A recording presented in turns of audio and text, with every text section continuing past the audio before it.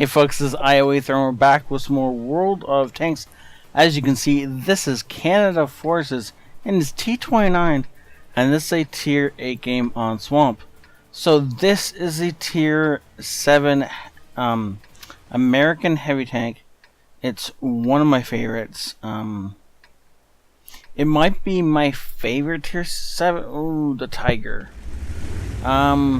It's one of my favorites. It's probably tied between this and the Tiger as far as tier 7 goes. I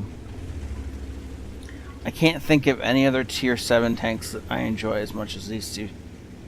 The KV-13 being like 3rd place. But anyway, so the Tiger, and then of course the T29, which was my first love, and the reason I went up the American heavy tanks first. Now, weak points on this thing, when it's like this, this is a weak point, and the cheeks of the turret, and that's about it. Of course, lower glacis. When it's like this, which is where you'll face it a lot of the time, you can most often shoot through this if you can't hit the lower glacis. This will always be a weak spot. This tiny little triangle, if you have the skill and the ability to hit here, like his turret is static, this point you can put shots through almost every single time. However, if you hit the gun mantle, you're not going through that with a tier 9 gun unless you're shooting gold. And even then it's going to be difficult. This thing is like 300 millimeters thick.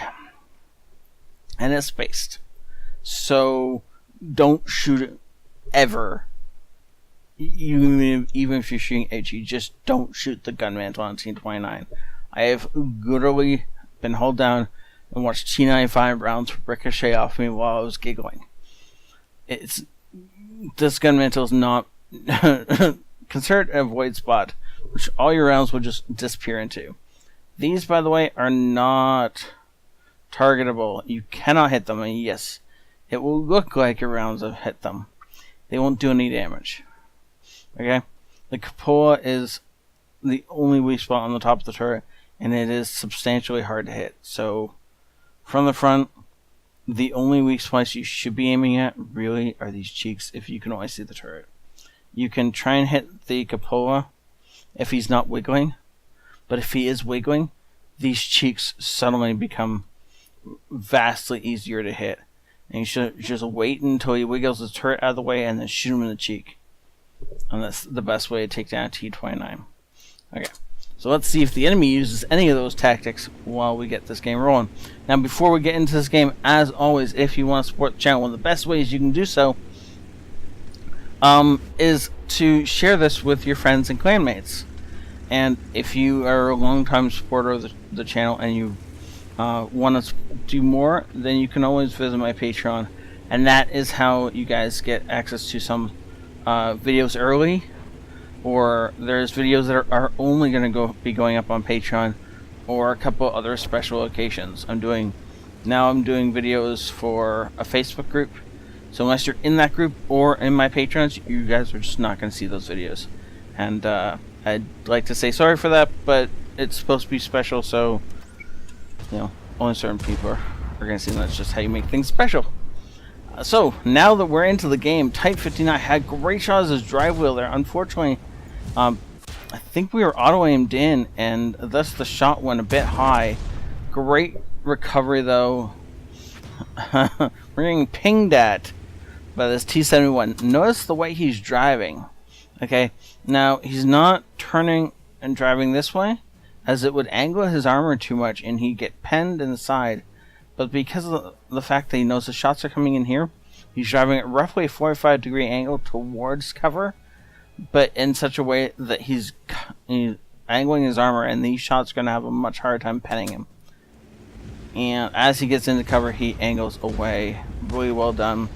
Something you don't see a lot of tanks doing. He's getting shot from behind because we've all just noticed there's a Hellcat right there. I just noticed there's a Hellcat right there. He definitely just noticed there was a Hellcat right there. And now he's going to slide on in here and get into cover from that E2. But the FV is still going to continue hitting him with shells because, well, it's an FV. Now, I would like to see him fix his driver, but I understand he's probably holding that med kit back for when the FE takes out his gunner or commander. Both of those are more important than a goalie driver, but the driver would help get him into some cover faster. I do like the fact that he was pinning that enemy T29's drive wheel, but unfortunately, because of the fact that they're both pinning each other, it didn't really, like, it was effective, but it wasn't like as effective as he maybe would have wanted. If he pokes it right here, he's going to get his drive wheel shot off again. You can see he's actually baiting. So this is something you can do if you have the repair kit and the enemy is a one-shot for you. And I've done this many a time, which is by sticking out this outside drive wheel. If it is penned like it was here, then that shot is never going to do damage. It's just because the shell is going to pass through it, and there's nothing on the other side for it to hit and do damage to, like nothing in your tank kind of thing, right? So you can stick this outside drive wheel around this corner and bait shots. And if you're in an ARL, you can stick both drive wheels outside around the corner if you want to, because of just the amazing way the ARL is designed. And you can just absorb shots that way, and then make sure you're lined up with the corner like this so that you're not going to clip the corner when you go forward.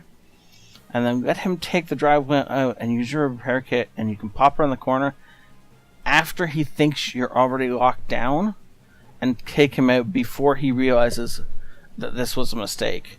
However, it takes sacrificing your repair kit. It's not something I do all the time, but if the enemy is a one-shot, then it's usually worth it, especially if I know he's alone. So like in this situation, if you could take out that T29, then suddenly you'd have rear shots on this Tiger, and that would be a really big benefit. However, this is not going to happen. He is not a one-shot, and we don't have the repair kit. But it was just a point I wanted to mention, because I know that it's been requested that I put more information into these videos and have them be less about just cackling hilariously as you guys do awesome things. T29 driving up into our shot. I don't understand. We know he just fired. Why he pushed forward at that point, I don't know. The cannon needs to push a little bit forward so that he actually, yeah, he wants to wait for that T29 and make a mistake. Now, if the T29 is not going to make a mistake, then we're going to have to push up on him a little bit more. Yep, there we go, and good job. Oh, look! An FE 304. I get the feeling he's trying to shoot us. I don't know why I get the feeling. It's this feeling I have, you know? Tiger P takes out our T29, our backup basically. But we take out the FE who's been so annoying. And we had a shot. We still have a shot. Oh, okay, I'm going to pause right there. So we had shots on the back end of this Tiger P long before we fired, but we didn't. Canada didn't shoot because he was auto locked on, and the auto lock hadn't transferred around the building yet. If he had stopped back about here before he got himself shot, he could have actually hit the rear drive wheel of that Tiger P, taken him out without getting hit in return, and then been in a much better position for, well, everything. And had more health, really, which is the thing, right? Okay. Also, I wanted to know if way back when he first got his driver taken out, if he had healed him, then this would be back up in time for him to heal his radio operator right now. As it is, he's going to have to choose which one he heals, if he ends up healing either of them. Which I really hope he does. Hopefully he doesn't end this game. Where did that shot go? Come on, heal him. You're not going to heal him, are you? You're going to... Okay. So, I've explained this before, but I'm going to go back over it again because some people didn't get the message. And, not everybody's watched all my videos. But anytime you end a game with a dead crew member, that crew member gets half the amount of experience of everyone else in the tank. So if you are consistently letting your radio operator die, he's going to end up being significantly behind the rest of your crew. It's worth it to pop a heal kit just before the end of the game to bring that crew member back into health and let him get the other half of the experience that he otherwise would miss. It's not worth it every time, but it's worth it most of the time. In this situation, I would have popped that heal kit and healed that driver a while ago. And then it would have been back up, and then I could have healed the radar operator. And that way this whole crew would have advanced together, instead of, at this point in time, the driver and the radar operator are missing a ton of experience, because this was a great game. And this is the kind of game you want your crews to experience, especially if you're running boosters, right? How wrong would it be to run like a 200% crew booster and then not give 50% of that whole experience to a crew member just because you didn't pop a consumable? It's something to think about, okay? So this was a great game though, and it was a joy to watch the T29 in action again. First class master badge, Hand of God, Duelist, Fighter, Fire for Effect, and the Steel Wall. Good job, sir. I don't think he ever took damage from this guy. I'm pretty sure that E2 just kept pinking off his armor. How much damage did he? It was 3. So was doing like 110 average damage. Is that the big gun on? That's not the derp gun, I know. Is that the big gun on the E8? Is that what that does? I can't remember. It's been so long since I played an EZ8. Somebody who's got that tank will have to tell me if that was the big gun on the E8. That yes, you can get that gun on the E2, by the way. For anybody who's like, but that was an E2 firing at him. Yeah, the E8 and the E2 have the same guns. It's just which one is generally preferred on which tank because of the armor value of the tank.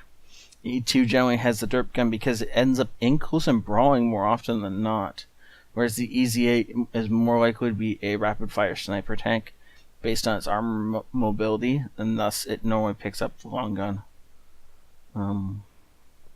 But anyways, it's just a curiosity. If it doesn't ever get answered, I won't actually care.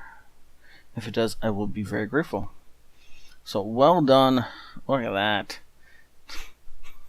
2400 damage. In a tier 7. Or was tier 8, right?